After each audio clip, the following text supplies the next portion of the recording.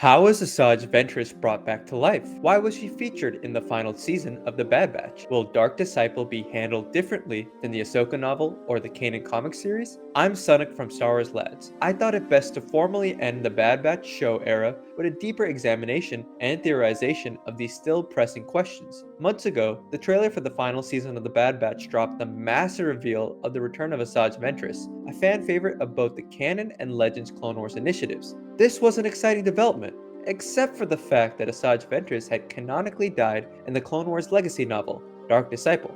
Nonetheless, her return was highly anticipated by many fans, but the ultimate result of her one appearance came out to be something more akin to a backdoor pilot. Despite a relatively muted episode, the Bad Batch's supervising director, Brad Rao, previously discussed in an article on StarWars.com that her canon death and story as told in Dark Disciple was still being honored, and new storytelling featuring Ventress would align with it. The thing is, the questions I raised at the start of this video were there before the Bad Batch's final season, and are still mostly there today. So, I think I'll give my best shot for y'all and try to give some explanation and theories I have for all three. But before we get any further, make sure to like the video and subscribe to the channel. We'll be coming live shortly after every episode of The Acolyte, so keep an eye out on the channel and our socials for our latest updates, as well as other great videos, polls, and shorts. So how was Asajj brought back to life? Her episode gives us a rabbit hole worthy hint for sure. Even though Asajj does try to test Omega for force sensitivity and has an awesome hand-to-hand fight against the rest of the batch, she has minor importance to the overall plot of the season and show. In retrospect, Season 3 Episode 9, The Harbinger, was a definitive close on the potential of the Bad Batch ending its run with massive lore developments for the greater Star Wars saga, exemplifying how even when faced with the larger universe, Bad Batch was always more focused on their needs as a squad and family. But like any great Star Wars story, there are teases throughout the Bad Batch for bigger lore developments, and the one that's in this episode comes out at the very end. When Hunter asks Ventress why she's not worried about the Empire hunting down a force sensitive like herself, she responds with the line, "They can try, but I've got a few lives left." While this could just be a figure of speech, it may actually be a literal explanation for why she's alive. There were theories before the episode aired that she was a clone or had never actually died, but I believe this one line makes it clear that she did, but was then later resurrected. If you haven't already read Dark Disciple, or don't remember how she died, Ventress saved Quinlan Vos from Dooku's Force Lightning attack on Christosis, redeeming the tortured Jedi and herself in one final act. Vos then returns her body to Dathomir, lowering it into the same dark pool where Asajj was formally baptized as a Night Sister in the Clone Wars' Season 4, Episode 19, Massacre. Notably, Ventress did not have the traditional baptism of the other Night Sisters, detailing to Vos that she was too old and experienced to have undergone that traditional method. That method required using the dark side to subdue an ancient creature called the Sleeper from the Night Sister pools, forcing it to remove a piece of its own body. That piece would then be used as the main ingredient for the Water of Life, a green liquid made from the piece and the black pool water, and primarily used for rites of passage and in times of need. Ventress did have the Water of Life involved in her ceremonies, but she herself did not face the Sleeper in episodes Night Sister and Massacre, where it is used to heal and then later reintegrate Asajj with the Night Sister clan.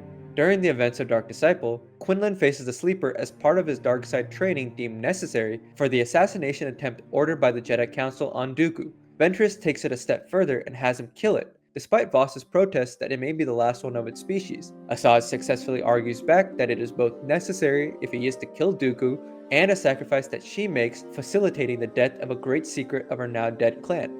Interestingly, when Vos lowers Ventress's body into the Night Sister pool, tendrils of green glowing mist arise, described to be just like the Water of Life Ventress had once experienced. While Vos also hears the massacred call out to their sister and witnesses a seemingly self-started effect, the Unlimited Power sourcebook for the Star Wars Force and Destiny RPG also mentions that the Water of Life could be used to fully resurrect the recent slain and mend a wound suffered by the now revived person. So what does that all mean exactly? Well, it means that Ventress may have been resurrected by a combination of a different Sleeper and Night Sister magic, or through the remains of the one Quinlan dropped, which may have contaminated the pool water so potently that the Night Sisters were able to do more than just revive Ventress. In some ways, this becomes Ventress's formal baptism, but instead of simply being a rite of passage, she is now gifted, or cursed, with the multiple lives she speaks of in the Bad Batch. Regardless of if there is or isn't another Sleeper, the Water of Life is created in some way for Ventress to be resurrected. So that's the how. Now the question is why? In truth, Ventress may have simply been resurrected because she's a very popular character that most people didn't even know had died, a fact that Lucasfilm could take advantage of. Written by Christy Golden, Dark Disciple is an adult novel adaptation of a planned 8-episode arc originally written by Katie Lucas, Matt Mishnovets, and Dave Filoni. This extra-long story arc would have covered parts of the then planned 7th and 8th seasons of the Clone Wars. However, with the Disney purchase and the subsequent cancellation of the show, most of the near-complete stories were then adapted in different mediums as part of the Clone Wars Legacy Multimedia Initiative. This initiative included the Son of Dathomir comic miniseries, which gives strong context and setup for Darth Maul and the Siege of Mandalore storyline, the unfinished Crystal Crisis on Utapau story reels, which features Obi-Wan and Anakin's relationship and Death Star implications, and the unfinished Bad Batch story reels. The latter two were originally released online unfinished, but the Bad Batch arc was later completed with minor changes for the Season 7 of the Clone Wars on Disney Plus in 2020. Arguably, of the 4 major story arcs, only the Bad Batch would be known by most people, with Dark Disciple being at best a distant second. Son of Dathomir also has an argument for being more well known than Dark Disciple, both because the comic art is relatively consistent with the Clone Wars and can be easily shared online, and because Maul is a more popular character whose story has him back on Mandalore in Season 7 after his doomed duel with Palpatine in Season 5, which naturally raises questions on how he escaped and came back into power. Ventress may have been resurrected simply because the Bad Batch needed a little bit more firepower and attention in its final season. And arguably, you could skip the entirety of Dark Disciple and just assume Asajj managed to ride out Order 66 and survive through her underworld career. But it raises its own set of questions. Is it annoying as a completionist to have her once concluded story seemingly restarted and not acknowledging Dark Disciple in her appearance? Totally. Is it completely because the Bad Batch needed more eyes drawn its way during its concluding season? It's definitely a factor. And is there even a concrete reason to animate her in a show where she only appears in one mostly disconnected episode? Well, yes, actually. The Clone Wars has famously done this even before its revival, having constantly stockpiled and modified assets to save money and time for the expensive show. In the revival season, an episode's intro features an updated General Grievous model, one more reminiscent of his look in Revenge of the Sith, but the character actually never makes any appearance in the season. It was speculated back then that the appearance was so that the model could be used in a future show using the same animation style, but that didn't make much sense because the Bad Batch was set after the character's death. It was finally realized after the Asajj Ventress appearance in the Bad Batch, showing up in the similarly animated Tales of the Empire, specifically the Path to Fear short. That short shows another look at the Battle of Dathomir from the perspective of Morgan Elsbeth, who witnesses her mother face down and be killed by Grievous in his most terrifying form since 03 Clone Wars. So, Ventress may have featured in the Bad Batch to boost ratings and reduce modeling costs on a true future appearance later down the line. And Brad Rouse previously mentioned, quote, definitely supports that. So does that mean that Dark Disciple will be adapted in animation?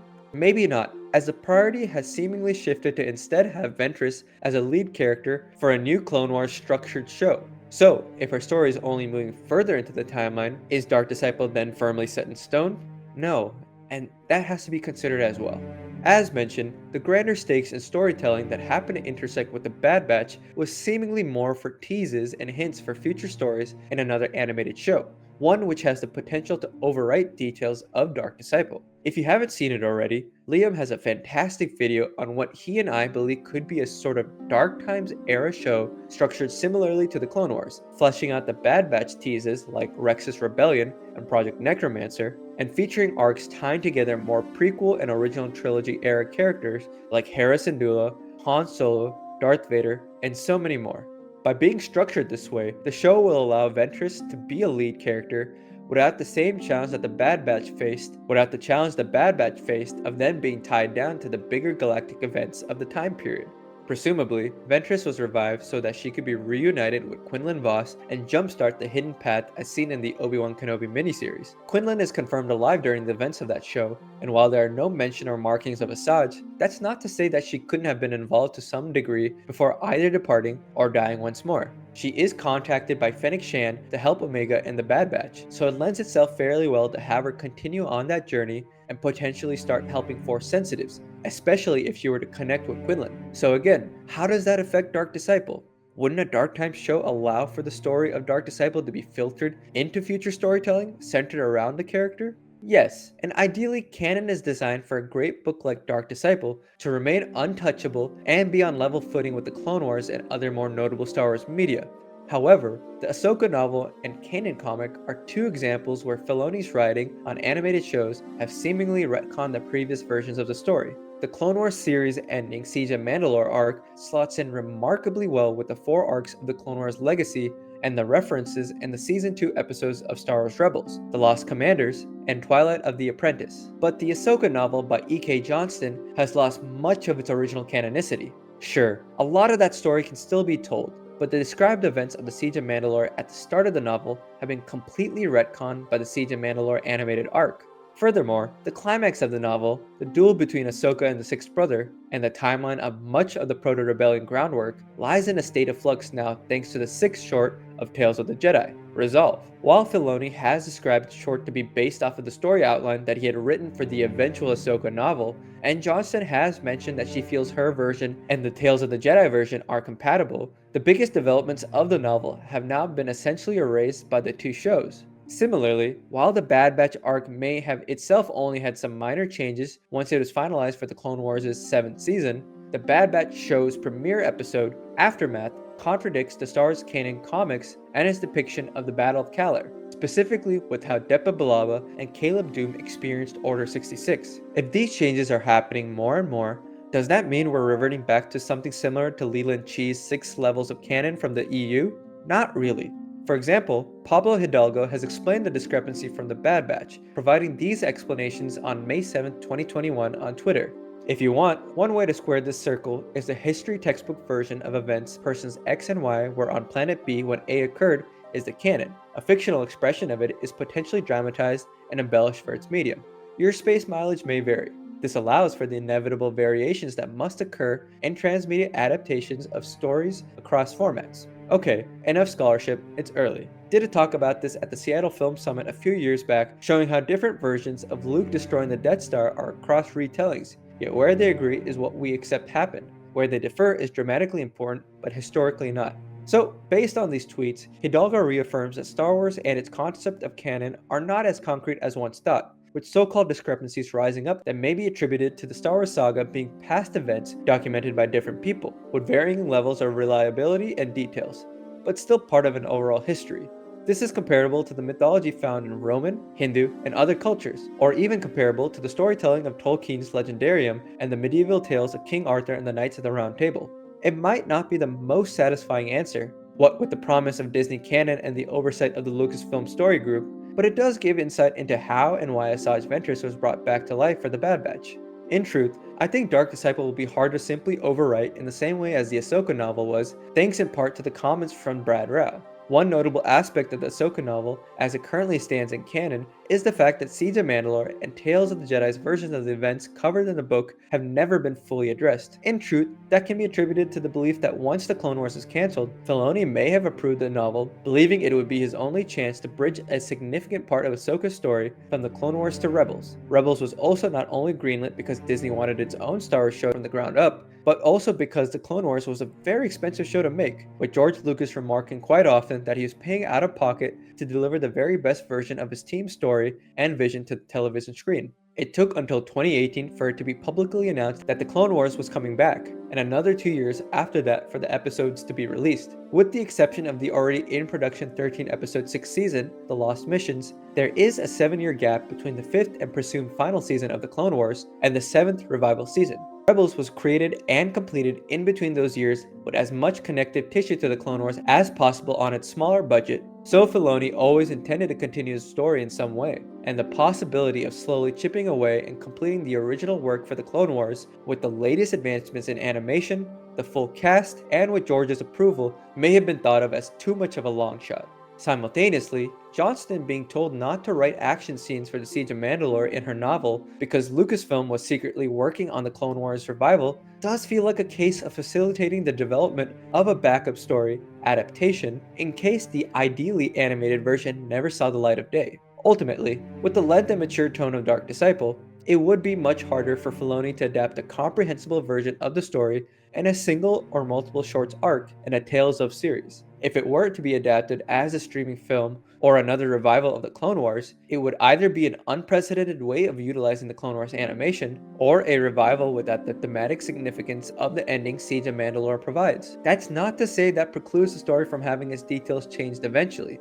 but with the arc having had fully written scripts with Filoni involved as a writer, and him now more increasingly involved in live-action filmmaking, this could suggest that the novelization will remain the ultimate version of the story. The hope now is that this practice of having discrepancies in canon still remains limited, and something done more in-universe instead as a means of scrutinizing history and characterizations of events long past, which is far more interesting than having fans like myself spend hours looking through Wikipedia for answers for why Ventress is alive that will satisfy my completionist brain. That's where we'll end the video for today. Thanks so much for watching this video. Again, we'll be going live every Tuesday night for a review of the Acolyte episodes, and we'll follow that up with predictions for the following week's episodes as well. Make sure to leave your thoughts on Ventress's return, Dark Disciple, future Star Wars animation, and whatever thoughts this video inspired for y'all. Thanks so much for watching, and we'll see you soon.